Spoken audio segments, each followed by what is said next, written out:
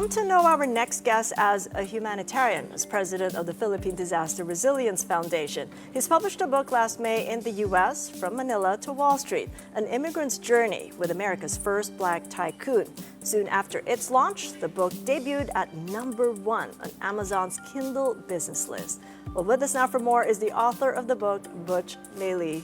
Butch, so good to see you. I see you sniggering over there with the word humanitarian, but Yeah. to be honest, really, I mean, we've worked a lot with the Hayan effort, so That's right. that was my introduction of you, but this whole book just gives me a different view and a full arch of your journey, that before that, you were a PR advisor and an immigrant in the U.S. working with America's first black tycoon. Why was it important to do this book about him and you? Well, that was my prior life before becoming a humanitarian. And I could not get the character of Reginald Lewis out of my mind. He was such a larger-than-life person. He was the first black American to launch a billion-dollar bid for a large international corporation. He was the first black American to run a multi-billion-dollar corporation. He's the first black American to try and list his company on the New York Stock Exchange. We failed. He's the first black American to live on Fifth Avenue in New York, because at the time, in the 80s and the 90s, blacks were not allowed to live on Fifth Avenue. Right, and that was really a turning point, because you realized how much of a more difficult journey it is for a black American to do his work. Much as you're an immigrant, you're Filipino, and you've also worked with other names here. Your book shares anecdotes of your interactions with individuals such as Flying Viking, Jamaican Prime Minister, and in your return to Manila, PDRF co-chair Manny Pangilinan. Yeah, who's another, he's only in the last chapter, but maybe that's another book. It is indeed another book, but what lessons do you draw from these individuals? Well, I worked with the 5 CEOs and 1 Prime Minister from Jamaica, and you know, they all had different management styles.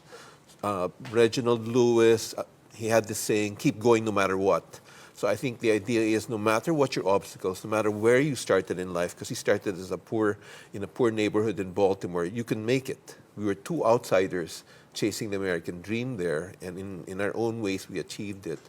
And from Manny Pangilinan, I think I've learned the value of hard work. I've never met anyone who works that hard.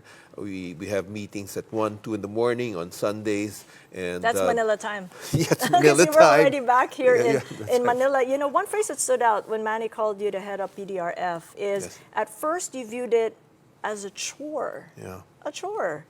What exactly changed your mind that, you know, this is the kind of work that makes me happy at the end of the day? Well, you know, in public relations, part of what you do is CSR. So I viewed it as a CSR thing. Corporate social responsibility. Corporate social responsibility. And, but the more I got into it, when I launched a program helping waiters and janitors, security guards at PLDT, and then, of course, Super Typhoon Haiyan, before that, Ondoy, the smiles of the people, the gratitude of them, and then, you know, I saw a lot of dead bodies in Tacloban, and, you know, people who are starving. And I've seen a lot of disasters. I was in Marawi, 2017, 2018, during the fighting and after the fighting. So I got a sense of fulfillment, which I did not get from, to be honest, from my financial career. I got a different sense of fulfillment there, but this was more personal.